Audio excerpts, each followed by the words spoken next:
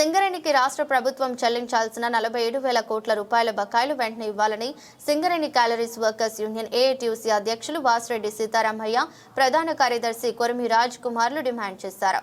గురువారం గోదావరికని ప్రెస్ క్లబ్లో జరిగిన ప్రెస్ మీట్లో పాల్గొని మాట్లాడుతూ సింగరేణికి చెందిన బొగ్గు మరియు విద్యుత్ను రాష్ట్ర ప్రభుత్వంకు చెందిన విద్యుత్ సంస్థలు వాడుకుని 47,000 కోట్ల రూపాయలు బకాయిలు పడ్డారని, ఇంతవరకు సింగరేణికి చెల్లించకపోవడం సంస్థ ఆర్థిక పరిస్థితి అధ్వానంగా తయారైందని తెలిపారు. దీనివల్ల సంస్థల్లో అభివృద్ధి సంక్షేమ కార్యక్రమాలు ఆగిపోయాయని, కార్మికులకు ప్రతి నెల వేతనాలు చెల్లింపులు సంస్థ బ్యాంకు నుండి అప్పులు చేసి ఇవ్వడం జరుగుతుందన్నారు.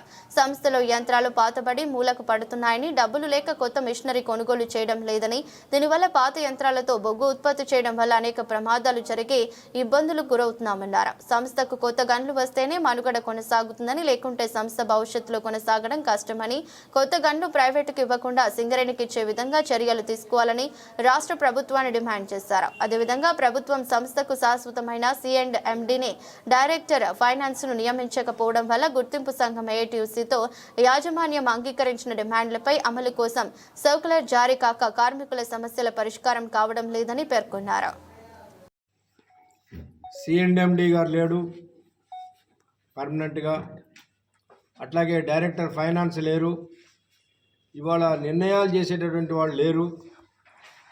ఏ ఒక్క చిన్న సమస్య పైన ఫైనాన్స్గా ఏదన్నా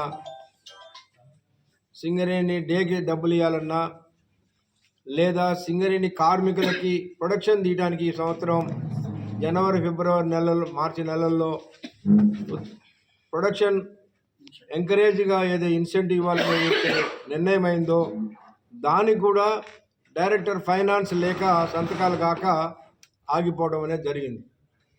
బహుశా సింగరేణి చరిత్రలో ఈ విధంగా ఎప్పుడు లేదు. ఇప్పుడు ఏదైతే టెంపరీగా ఒక C&MD గారికి ఇచ్చారో ఆయనకి ఇప్పటికే 3 బాధ్యతలు ఉన్నాయి గవర్నమెంట్లో. ట్రాన్స్కో C&MD, జెన్కో C&MD, అట్లనే డిప్యూటీ సీఎంకి పర్సనల్ సెక్రటరీగా ఉండటం వలన ఆయన సింగరేణి సమస్యలు చూడలేనటువంటి పరిస్థితి ఉంది. కాబట్టి వాళ్ళ సింగరేణిలో ఏ పని కూడా జరగడం లేదు. ఒక పక్కనేమో పర్సనల్ డిపార్ట్మెంట్ వాళ్ళు ఏదో కొత్తగా సర్క్యులర్లు ఇచ్చి కార్మికులని అనవసరంగా భయాందోళనకు గురి చేస్తూ ఉన్నారు. అదేవిధంగా సింగరేణికి రావాల్సినటువంటి 47,000 కోట్ల రూపాయలని గవర్నమెంట్ ఇవ్వటం లేదు. ఇక్కడ అడిగేటటువంటి యాజమాన్యం లేదు. యాజమాన్యంలో అధికారులు వాళ్ళ పదవులను కాపాడుకోవడానికే ఈ సింగరేణిని గవర్నమెంట్కి తాకట్టు పెట్టే పద్ధతి వచ్చింది. ఇది టీఆర్ఎస్ గవర్నమెంట్ ఈ రాష్ట్రంలో ఏర్పడటానికి ముందు ఏ గవర్నమెంట్ ఉన్నా, కాంగ్రెస్ గవర్నమెంట్ కూడా సింగరేణికి రావాల్సిన టీఆర్ఎస్ వచ్చిన తర్వాత ఆపడం, చివరికి టీఆర్ఎస్ గవర్నమెంట్ దిగిపోయే నాటికి 19,000 కోట్ల రూపాయలు గవర్నమెంట్ బాకీ ఉండిపోయింది. మరి ఆనాడు కాంగ్రెస్ వాళ్ళు సింగరేణికి అన్యాయం చేస్తుంది గవర్నమెంటు, ఈ డబ్బులు ఇవ్వకపోతే ఇప్పుడు 47,000 కోట్ల రూపాయలకి ఆ అప్పుని ఇంకా పెంచారు. అంటే ఇవాళ టీఆర్ఎస్ ఏళ్ళు పెడితే వీళ్ళు కాలు పెట్టిన సందంలో ఇవాళ సింగరేణిని తయారు చేశారు. ఒక పక్కనేమో కొత్త మైన్స్ రావడం లేదు. టీఆర్ఎస్ గవర్నమెంట్ ఉన్నప్పుడు మనం ఉన్న పరిస్థితిలో నిర్ణయాలు తీసుకునే చైర్మన్ లేరనేది బాగా హైలైట్ చేయాలి. ఎందుకంటే ఇంత పెద్ద ఈ రాష్ట్రంలో అతిపెద్ద పరిశ్రమైన సింగరేణి, ఈ రాష్ట్రానికి ఆర్థికపరమైన ట్యాక్సులు, రాయల్టీలు, ఫండ్స్ కట్టే సింగరేణి ఈరోజు దీనికి దిక్కులేని పరిస్థితిలో ఉన్నప్పుడు అసలు వందలాది ఫైల్స్ సంతకాలు కాకుండా ఆగిపోయిన సందర్భాన్ని ఈరోజు మనం గమనించాలి.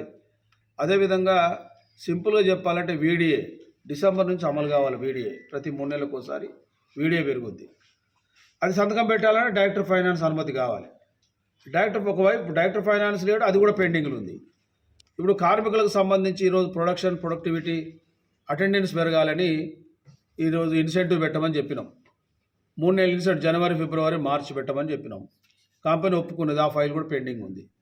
అంటే నిర్ణయాలు తీసుకోలేని పరిస్థితిలో సింగరేణి కనుక ఇట్లా ఉంటే, అసలు ఒకవైపు సింగరేణిలో ప్రొడక్షన్ పెంచమని చెప్పేటోళ్ళు లేరు. ఇప్పటి వరకు కేవలం మనుగూరు, కొత్తగూడెం, గోలేటి మాత్రమే ఈరోజు 100% ప్రొడక్షన్ వచ్చింది.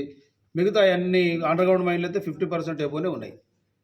మేనేజ్మెంట్ స్ఫూర్తిదాయకంగా మరి ఏంది మీరు కార్మికులను ఉద్దేశించి ప్రొడక్షన్ పెంచండి అని చెప్పే పరిస్థితి కూడా లేదు. ఈరోజు ఇంత నిరుత్సాహపరిచే ఈరోజు ఈ సింగరేణి ఉంటే అసలు మనం ఈ సింగరేణిలో కార్మిక వర్గానికి రేపు భవిష్యత్తు ఉన్నదా?